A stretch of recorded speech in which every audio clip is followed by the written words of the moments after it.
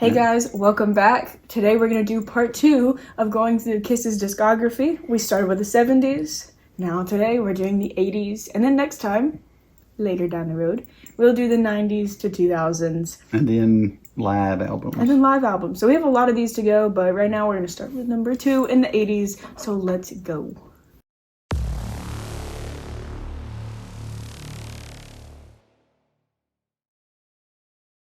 Okay, some of you know Kiss has quite a few albums in the 80s. A lot of them overlooked, underappreciated, some deserve to be, but you know, we'll get to that in a second. There's 8 albums that we're covering today, which is quite a few. But I feel like this one was a lot easier than the 70s.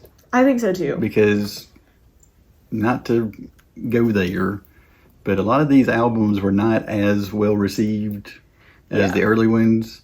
And a lot of them didn't have a whole lot of hits on them compared to the original. Well, also having to switch up the lineup so much as they did. I mean, until they got Bruce Kulick and Eric Carr, that kind of stuck with them through the end of the 80s. There was a lot of change and a lot of switch up really early on. And I feel like it reflects in the albums how kind of thrown together things were last minute. And I'll explain some of that when we cover the albums. But I think we'll just go ahead and get started. And the first album we're going to cover is Unmasked. This bad boy right here. Let's go. I literally just heard you write the same song. I literally heard it.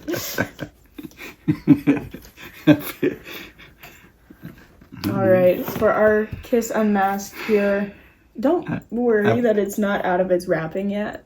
Just don't worry about that. Don't worry about it. It's new, okay? It's not like I haven't opened it. Let's calm down. I can hear you already. Relax. Unmasked, before we get into our answers here, Unmasked was the first album they put together without Peter Criss. He is, however, on the cover of the album, so that's kind of weird. Shout out Kiss for doing that. But he actually did not play on this album at all. So it's kind of the first one you hear them do some kind of weird stuff. I feel like if I'm just making a prediction, we're going to have a lot of the same songs. I think so too. And you probably will too, unless, I know, you guys out there, you're like, actually, I like this number backside of this song. The 14th song on the Elder. All right, 3, 2, 1. Talk to me. Talk to me. I knew you weren't going to put Shandy, so I knew that. That would have been next. Yikes. Number 1 Shandy hater over here. I cannot play that song anywhere. It's true. I mean, it's not Beth. It's not Beth. But Talk to Me was one of the songs that I feel like I influenced you into liking. Well, no, the lyrical genius of Ace Frehley. Said no one ever. Literally not a single person in this planet. Talk to me. Talk to me. I like when Ace sings. It's fun. Character. It's an adventure. It certainly is. And the thing, let me give a shout out. He sounds the same today that he did. When we saw him live, it sounded like exactly the same. So there you go. There's that. Talk to Me is just a solid song. I like it. Video's cool. I don't have much to say about this song. Unmasked was kind of the first. I know a lot of people really hate this album. I actually don't hate this album. I don't think we hate any album. That's a lie. Except for one. Yeah. Which is actually the next one we're going to talk about. So we're going to go ahead and move on to what I would like to call the worst Kiss album of all time, Music from the Elder. All right. We dog on this album quite a lot on this channel, and I don't feel bad about it. I genuinely don't.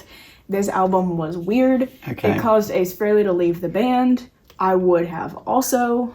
To be completely real with you, this album is trash. So when we're doing these, we do spend time like going through the songs because you know how music is. Things that were in your head a year ago may not be your favorite song now. Right. Like, because even when we did like the Ozzy Osbourne video, Yes. like my favorite song now is Hellraiser with him You're and welcome. Lemmy. Yeah, and that was one that's like I'd never even thought about it, and then Molly had it on her list. And I was like, let me check this out, and I was like, okay, I see you. But So, the Elder maybe not as conclusion on the Elder? much. There's one song that I don't mind. Okay. I feel like there's the same All for right. me. There's one song. 3, 2, 1.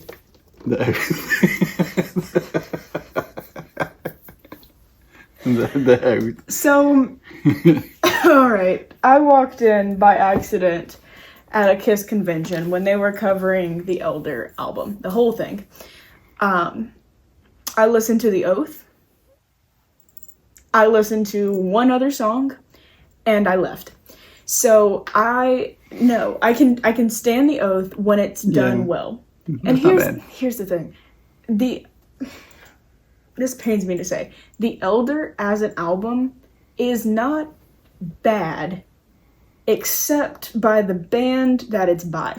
It makes no sense. You're gonna release Unmasked, which is like solid banger album. You're gonna release everything from the 70s, and then you're gonna do this. I felt like they were, especially in the 80s, as we were taking our trip through these records, that they were kind of ping-ponging and trying to figure out something. I think staying with the times, and maybe instead of just being, hey, we're Kiss, Yeah. this is maybe when they're experimenting a little bit too much. Yes. But, fun fact, Mr. Joey Quesada, he's a drummer. Go check him out. He's really cool. Wrote a book based on The Elder, and I think that's pretty sick. It is better than the album. You check it out. So go check it out. Okay, next up we have Creatures of the Night. This is my tape. Do you like it? That's the variant cover. This is the variant cover. This one's different. Sorry, guys. But this is Creatures. Ace Frehley was on the cover. He wasn't there. He didn't play on this album. But, he was there. Okay, this was probably one of the better albums of the 80s. Yeah, I got definitely dogged on quite a lot when we did our Kiss albums ranking. Yeah. And I didn't put Creatures in, like, the S tier. I don't hate the album. I don't think it has a lot of super hits on it, though. It's just not for me personally. It's got a And that's couple fine. of good songs, but not like all-time remembered songs. All right, do we have the same one on this one? No chance. All right, 3, 2, 1. I love it loud. I'm a legend tonight. Okay. Okay. Different songs. Proud of you. Thank you. Because so far we've had the same Yeah, songs. but the video for this one is great too. Oh, I love it loud. I do. It's a great song. It's solid. I'm a Legend Tonight was one of the first Kiss songs that I was like, all right, I hear you. This is good. So it had to go on my list somewhere. And I've never really talked about the song, so I wanted to talk about it. It's a good song. I like it. Okay. I'm a Legend Tonight. Okay. Finally, an easy one. Lick it up. Ready? 3, 2, 1. All hell's breaking loose. All hell's breaking Are you loose. serious? Gosh dang it. You thought I was going to do Lick It Up. I really thought I was going to be like, oh, I'm going to be slick with this one and put in one that's not Lick It Up. I think you copied my list. I made my list first. Supposedly. You want to talk about it? I think you should talk about it. Okay. Because you know why I like All it right, so much. so let me give you a breakdown. Lick It Up was probably one of the first Kiss cassettes I ever had. Yes. And I think it starts off with Exciter, I think. Yeah. Is that the one that starts off with it? So there's basically 3 songs on there that I really liked. I liked that Exciter, I liked Lick It Up, and I liked All Hell's Breaking Loose. I just felt like this one... Fits like a glove. Well, for me... Yeah. I felt like this was more of the direction that I liked Kiss to go. Okay.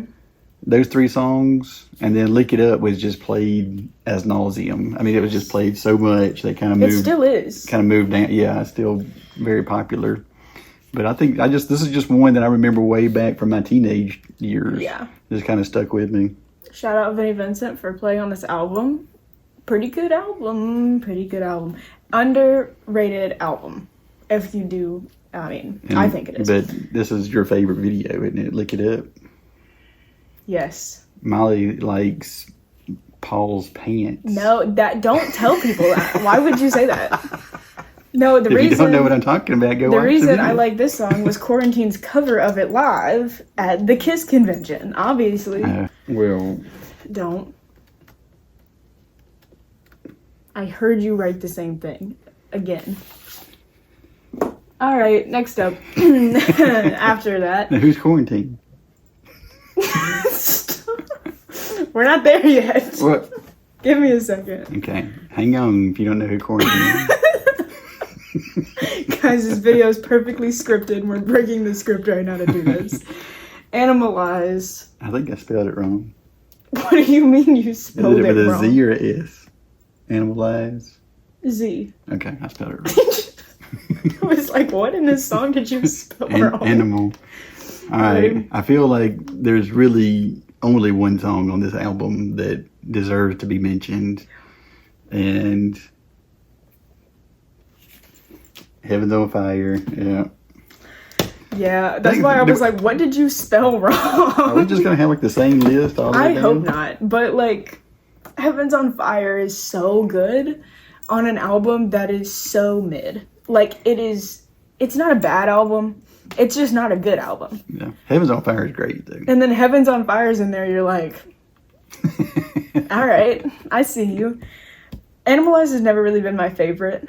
And that was really not uncommon for the 80s. I feel like the 80s had a lot of one-hit wonders on albums. Like, people were pumping out the albums, but they really weren't great. And not just Kiss, but many people. Yes. Other than maybe like Michael Jackson and Prince.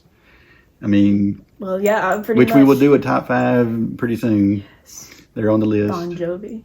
Yeah. Bon Jovi had some bangers. But I felt like there was more one-hit wonders in the 80s maybe than any other decade. I agree with that, actually. Because I think the 80s needed, like, one song. Because everything at that time in the 80s was so radio-based. Like, everybody was just trying to find that one radio song that would last forever. Right. And, like, think of how many 80s songs that you still play that you have no clue who the artist is who does it. Yeah, that's true. There's a lot. That is true. All right. Asylum. I know what you wrote. How are you knowing my song just by listening to me write? I know what you wrote. That's like some kind of secret super talent. Did you write Reason to Live? I did not. Really? But it is. It ends with an L, But right? it is 3 words. It ends with an L? No. If it's the same song I wrote, I'm going to actually leave this video right now. Okay, we're just on the same one. Okay. 3, 2, 1. All Night. Tears are falling. Okay. I actually, All Night did cross my mind just because I like the video. I love this song. I heard this at good old Kiss Cancer Goodbye live. I liked the song before that, but hearing it live, chef's kiss. It was beautiful. Beautiful. That was a good event. If y'all can catch it. And you know who sang the song? Jean Beauvoir. But you know who also sang? I wouldn't have guessed. You know who also sang this song? Oh yeah, Quarantine. Quarantine. And who's Quarantine? So Quarantine is a Kiss tribute band, and they only cover songs from the 80s. So if you like 80s Kiss, check them out. And who's in Quarantine? Chris Jericho, PJ Farley, Joe McGinnis, everybody else. Cut that out. 2 other guys. Cut that out. Oh. The other guys.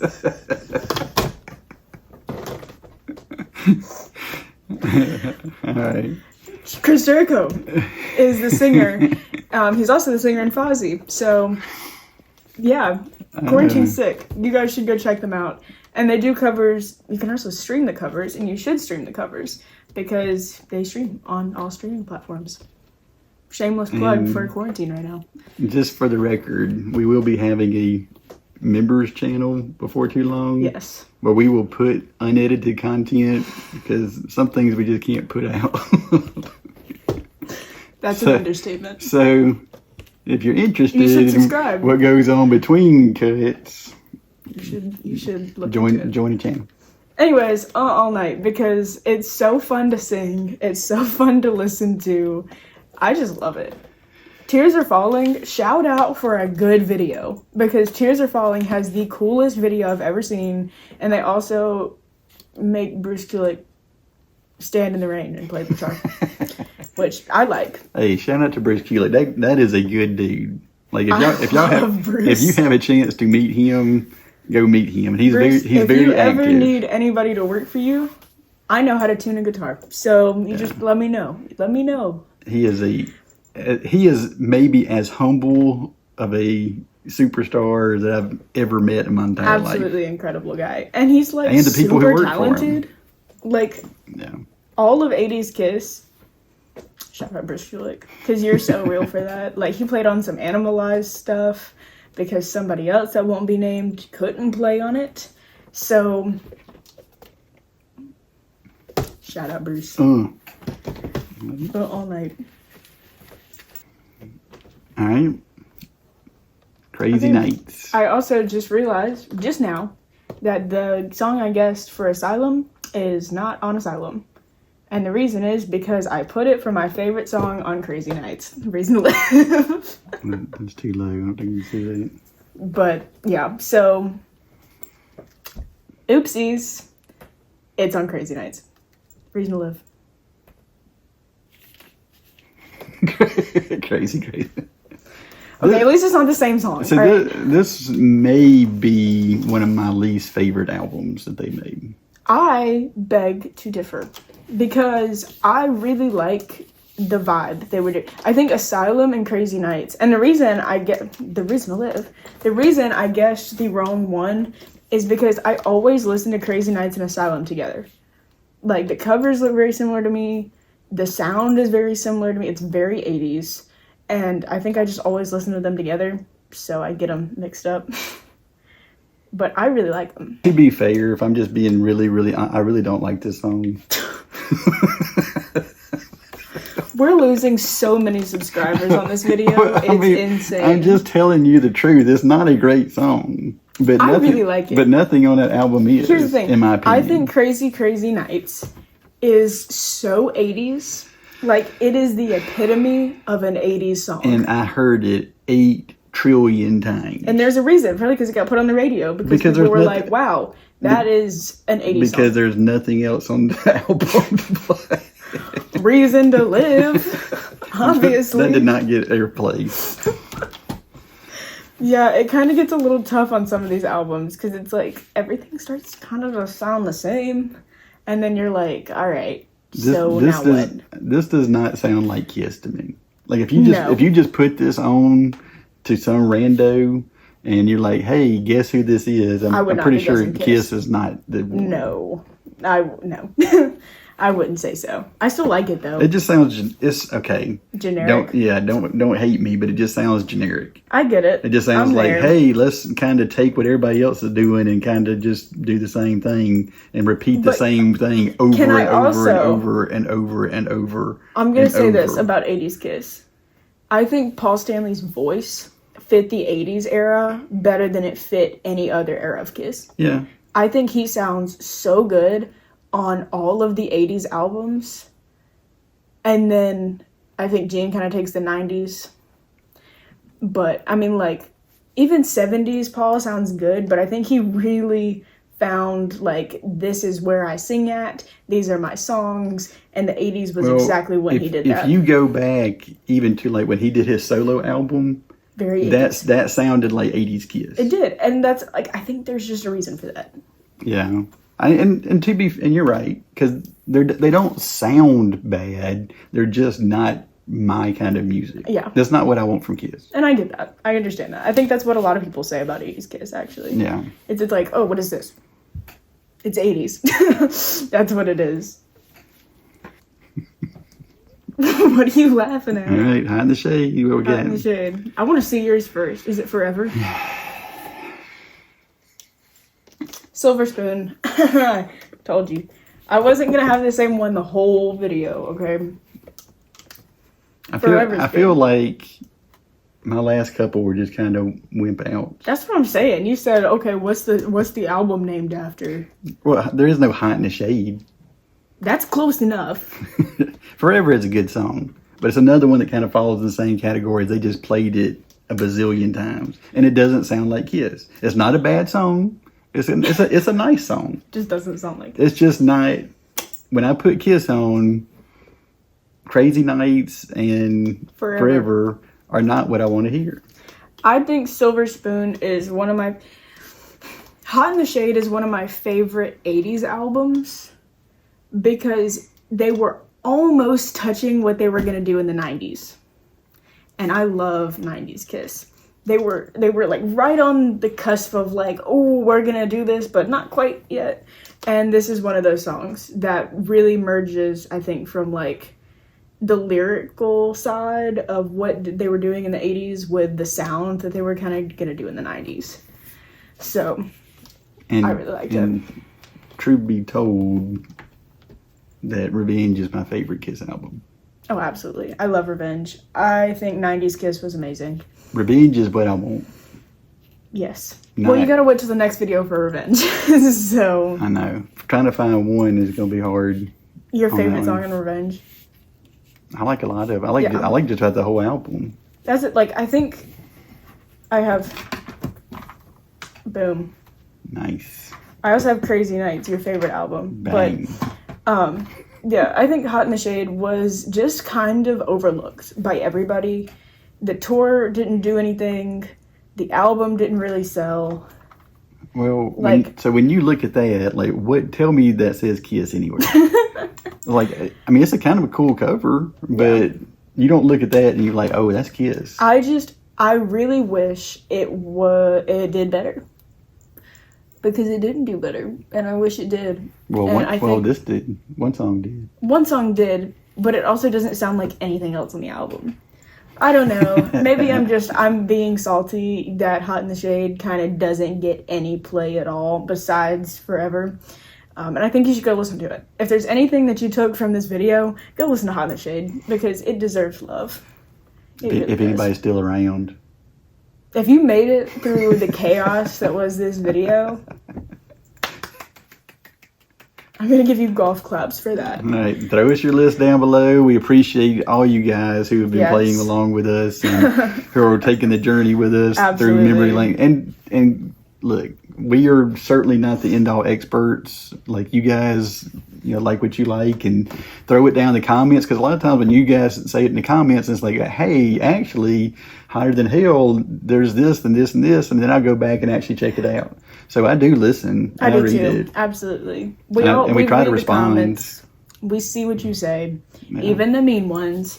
I don't appreciate it. There has not been too many lately. Exactly. Because I read it. All right. We'll see you next time.